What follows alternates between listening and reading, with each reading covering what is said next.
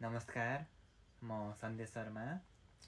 म यो कोरियाको स्थानीय सरकारबाट सञ्चालित मौसमी कामदार परियोजनाको बारेमा मैले खुसीको खबर लिएर आएको छु। यो भर्खरै कोरियाको अध्यापन विभागबाट आएको न्युज हो। पहिला चाहिँ हाम्रो के थियो भने कोरियाको स्थानीय सरकार र अरू कुनै देशको स्थानीय सरकार बीच सम्झौता भएर सीमित केही समयको लागि बढीमा 8 महिनाको लागि चाहिँ अरू देशबाट यहाँ सिजनल वर्करको रूपमा कामदार ल्याउने सिस्टम थियो भने अहिले चाहिँ पूर्ण रूपमा चेन्ज भएको छ।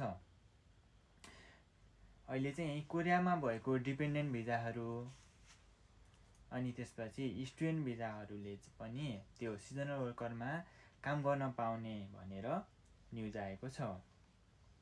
त्यसको म तपाईहरुलाई यहाँ न्युज हेरेर डिटेल बताउन चाहिरहेको छु। 1 नम्बरमा छ कोले चाहिँ काम गर्न पाउँछ त भनेर भन्नुपर्दा 1 नम्बरमा मुनवा यसुल D1 भिजा, 2 नम्बरमा रहेको छ युहाक D2 भिजा, अनि त्यसपछि अनयन्सुक D4 भिजा। यो D4 र D2 भिजाको चाहिँ इपकुक इल्लोबुथ युक केवल इहु है। यहाँ कोरिया आएको दिनदेखि 6 महिना कटेको हुनुपर्ने छ भनेको छ है।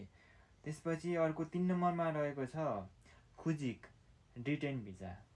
खुजिक D10 भिजा भनेको जस्तै E7 भिजाहरूको चाहिँ काम छोडेर काम चेन्ज गर्ने क्रममा त्यो काम खोज्ने समयमा चाहिँ D2 भिजा बनाइन्छ र अरू भिजाको पनि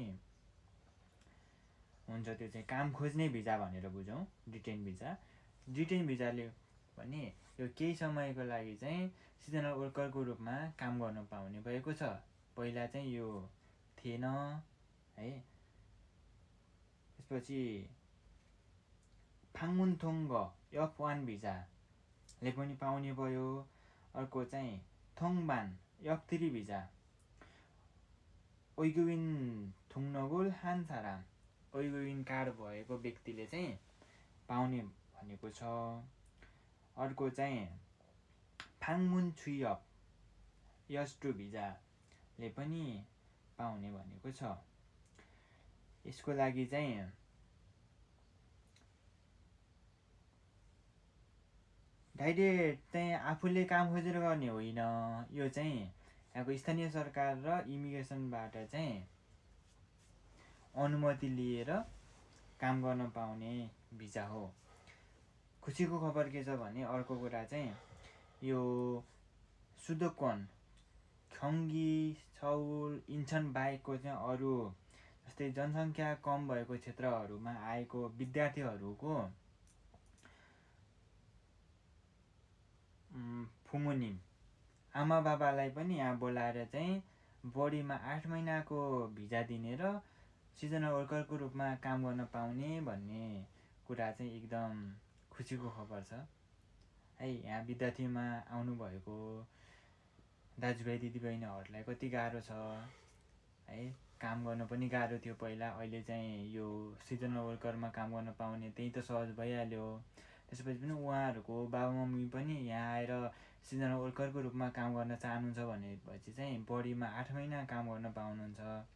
त्यसको लागि चाहिँ आफ्नो छोराछोरीसँग सँगै बस्न पनि एउटा अवसर हुने भयो। अनि त्यसपछि परिवारसँग सँगै बसेर काम गर्न पनि पाउने र बुवाआमा यहाँ घुम्न पनि पाउनुभयो। अनि त्यसपछि यहाँ काम कोरियाको काम कस्तो हुँदो रहेछ यहाँको अनुभव पनि गर्न पाउनुभयो है। एकदमै खुसीको खबर आएको छ। यही नै हो र तपाईहरुलाई केही जिज्ञासा छ भनेदेखि चाहिँ कमेन्ट गर्नुहोला र म त्यो कमेन्ट हेरेर तपाईहरुको जिज्ञासा अनुसार अर्को भिडियो बनाउने छु भन्दै बिदा हुन्छु। हस्त नमस्कार।